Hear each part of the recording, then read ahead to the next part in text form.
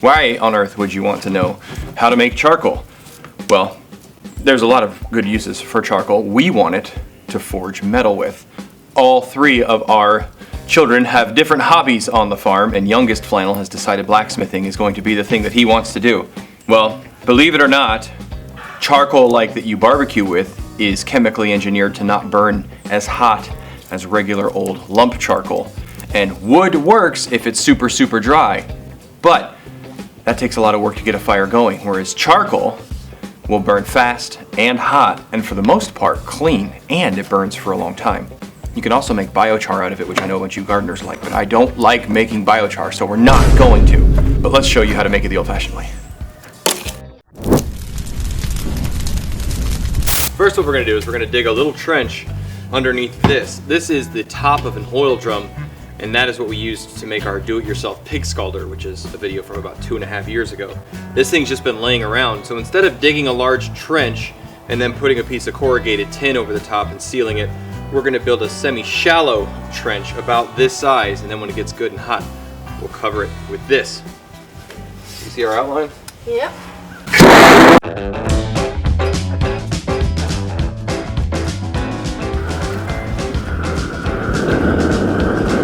Basically made a pile of dead old straw, small sticks, and then medium-sized sticks. Once this gets burning pretty well, we'll put some of the bigger logs.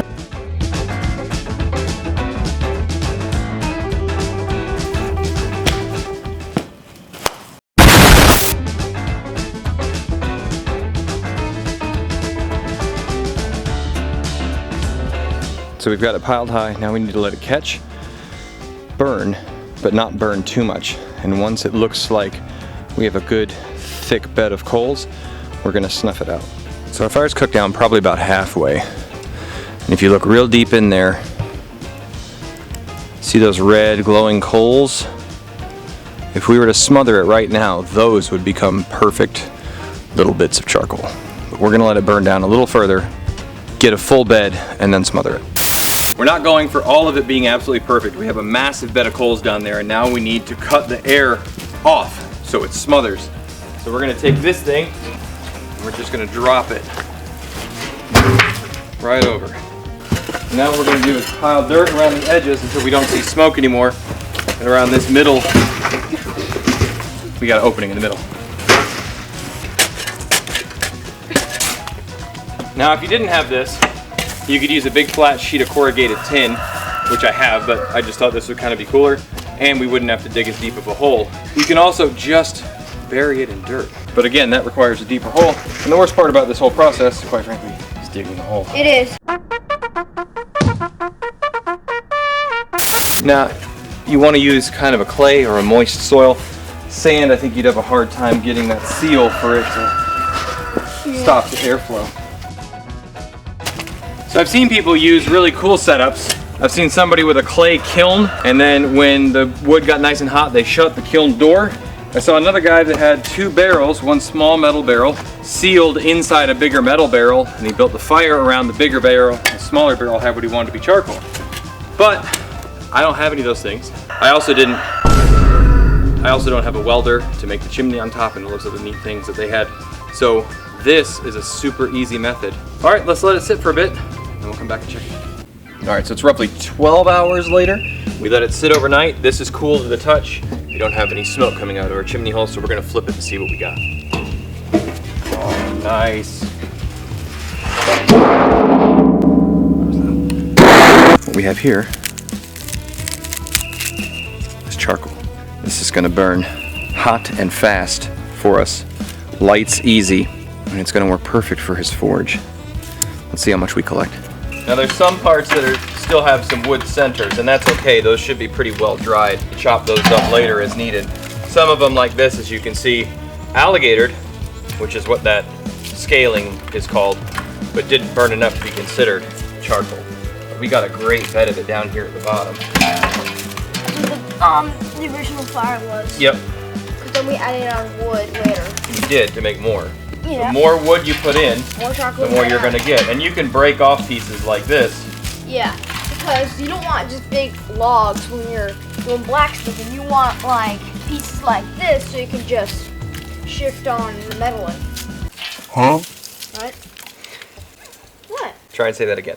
Shift on the metal in. Shift on metal and nothing to do You can shift on the metal in it. Yeah.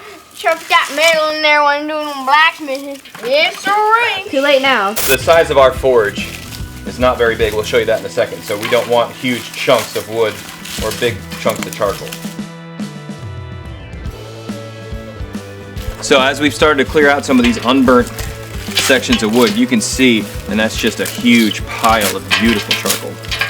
Now, we probably would have gotten more charcoal if we'd have cut these down to make these a little thinner.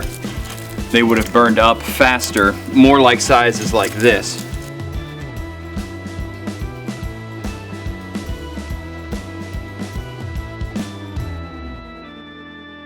So this is about 5 gallons worth. I don't really know. This is a barrel from like the 60s that actually says aviation fuel sample, so it's probably good that it's not full. But we're gonna go put some of this in the forge and see how much it actually needs. Now, to be perfectly honest, we know very little about blacksmithing. It's something youngest Flannel is just getting into. So if you have some tips and tricks, whether it's charcoal or blacksmithing, feel free to leave them in the comments below. You want a pretty large mound of charcoal so that you can put your working metal right inside the heat. So let's leave that side open. We've got a little bit of hay underneath it, and we're gonna see how well this lights up. One of the reasons you use charcoal is it lights fast, burns hot, less smoke, all sorts of reasons.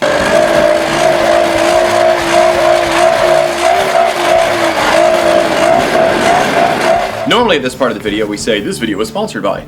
Well, it's sponsored this time by us. You might notice these sweet shirts that you're wearing. These are bespoke shirts that we had custom designed just for us by Aardvark T-shirt company. Aardvark is a small family-owned company that makes high-quality screen-printed shirts for other very famous YouTubers like David the Good. Yes, I name-dropped because he's my brother and I can do that. So, this time, if you buy our shirts in the next 30 days, all of the proceeds from these shirts, instead of coming directly to me and Mrs. Flannel to spend on our whims and desires, will go to eldest Flannel. You guys don't see very much of eldest Flannel, but she actually is the one who has been filming and editing all of the videos for the past several months.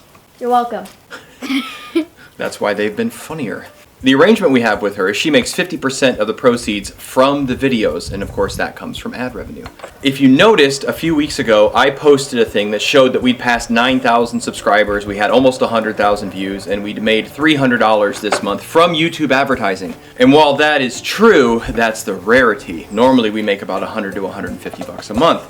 So she spends somewhere between 6 and 10 hours editing every single video. So instead of the usual $3 to $4 that she makes per video, we would like to help boost her income, her revenue. And some of the music that you guys hear on this channel is also made by her. So, if you look in the description below, you'll find the link to Aardvark Tees. You'll notice two, actually. We have this style, and we have another one, Paradise Petals, that you guys have already started to purchase. And those go to Middle Flannel's flower garden that she has named Paradise Petals, established last year. We're gonna have a video about that coming up soon. But for now, we're gonna heat some metal and have some fun. My name is Brian. This is Flannel Farms. Keep growing as you grow. We'll see you next time. This will work great for our forge. We're gonna show you the forge now. I don't need to say that.